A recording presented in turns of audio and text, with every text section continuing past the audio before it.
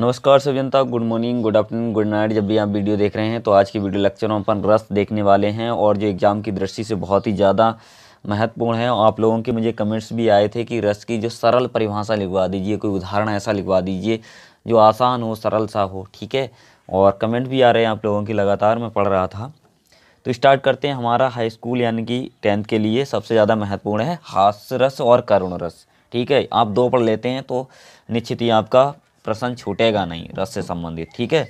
ये दोनों आप अच्छे से याद कर लो। करुण रस, जब शोक नामक स्थायी भाव विभाव, अनुभव तथा संचारी भाव से सहयोग करता है तो करुण रस की निष्पत्ति होती है। बस इतनी सी परिभाषा इसकी है। उदाहरण है, हे खग मद कर श्रेणी तुम देखी सीता मृग नैनी। बहुत सरल सा उदाहरण है, ठीक है। और हास्य रस में क्या होता है, इसका स्थायी भाव सिर्फ बदल जाता है। जब हास्य नामक स्थायी भाव विभाव, अनुभव तथा संचारी भाव से सहयोग करता है तो वहाँ पर हास्य रस होता है। बस इसमें स्थायी भाव बदल जाता है और कुछ भी नहीं है। परिभाषा दोनों की एक जैसी है, ठीक है। और हास्य रस का उदाहरण अच्छे से याद कर लो। चलो मैं पढ़ के सुना देता हूँ आपको, ठीक है। जिस दिस बैठे नारद फूली, उस दिस बिलो की ना भूली। पुन पुन मुन उकसई अकुलाही, देख दशा हर गन मुस्काही। इस तरह से आप याद कर लो, 2-3 बार पढ़ लोगे याद हो जाएगा, ठीक है। करुण रस का उदाहरण भी बहुत सरल है ना। हे खग मद कर श्रेणी तुम देखी सीता मृग नैनी, कितना सरल है, ठीक है। तो आपको 2 ही रस याद करने हैं, बस 2 नंबर आपका पक्का हो गया, ऐसे समझो, ठीक है। आएगा तो पेपर में तो लिखना एक है, हालांकि 2 याद कर लो, ठीक है। और कई बार दोनों दिए होते हैं अथवा में होता है, एक करुण रस और हास्य रस। इनमें से किसी एक की परिभाषा उदाहरण शायद लिखनी है, ठीक है। तो परिभाषा के साथ उदाहरण जरूर लिखिएगा, तभी आपको 2 अंक मिलेंगे। उसके बाद है हमारा छंद। छंद की बात कर रहे हैं तो छंद में आपको सोरठा एक ही याद कर लो, ठीक है। सिर्फ आप एक ही छंद याद कर लो, बस 2 नंबर आपके पक्के हैं। इसमें 4 चरण होते हैं, ठीक है। सोरठा में कितने चरण होते हैं? 4। और इसके पहले और तीसरे चरण में 11-11 मात्राएं होती हैं, दूसरे और चौथे चरण में 13-13 मात्राएं होती हैं। बस इतना सा है परिभाषा, पहले और तीसरे चरण में, ठीक है। देखो इसका एक फार्मूला है, पहले और तीसरे चरण में 11-11 मात्राएं होती हैं, ठीक है। दूसरे और चौथे चरण में 13-13 मात्राएं होती हैं, ठीक है।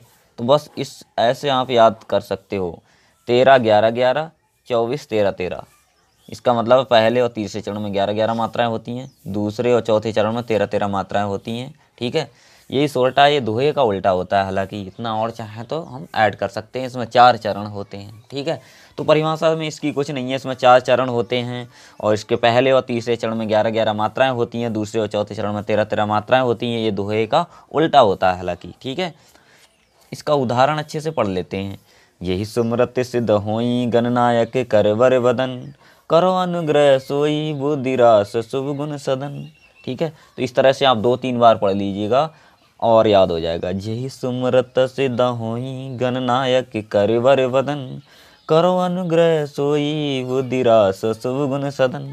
इस तरह से आप गा सकते हैं, ठीक है, सोते समय भी, ठीक है। उसके बाद देखते हैं और अगला हमारा जो क्वेश्चन है काफ़ी महत्वपूर्ण, अलंकार। अलंकार काफ़ी सरल वाली, आपको 2 याद करनी है, सिर्फ 2 ही याद कर लो, ठीक है। उपमा और रूपक वेरी मोस्ट इम्पॉर्टेंट हैं, ठीक है। 2 में से आपको एक जरूर मिल जाएगा इनमें से, अगर आप ये 2 याद कर लेते हैं। और बहुत ही सरल परिभाषा मैंने लिखी है यहाँ पे, उदाहरण भी बहुत सरल है।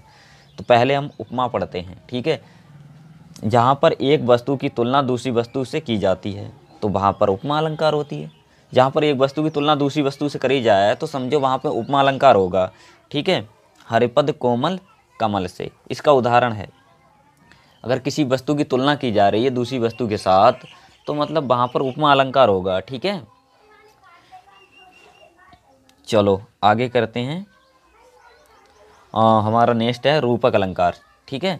तो रूपक को भी आपको याद करना है अच्छे से, तभी आपको 2 अंक मिलेंगे। हो सकता है उपमा रूपक में से दोनों में से एक मिलेगा आपको एग्जाम में, ठीक है, पक्का। अभी लिख लीजिए आप, याद भी अच्छे से कर लो इन दोनों को।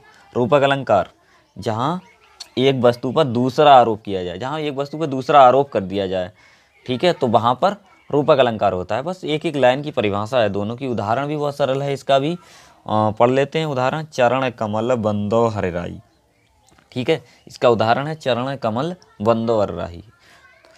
चरण कमल बंदो हरिराई, ऐसे गाकर याद कर लो, आधी लाइन में है। ठीक है, तो आई होप आपको ये वीडियो पसंद आया होगा। तो पसंद आया तो लाइक करें, अपनी सभी दोस्तों का शेयर करना बिल्कुल ना भूलें, और आने वाले हर वीडियो का नोटिफिकेशन पाने के लिए आप चैनल को सब्सक्राइब कर लें। साथ ही नोटिफिकेशन जो बेल है उसे प्रेस कर लें, जिससे आने वाले हर वीडियो का नोटिफिकेशन आपको मिलेगा सबसे पहले। Thanks to watching for video.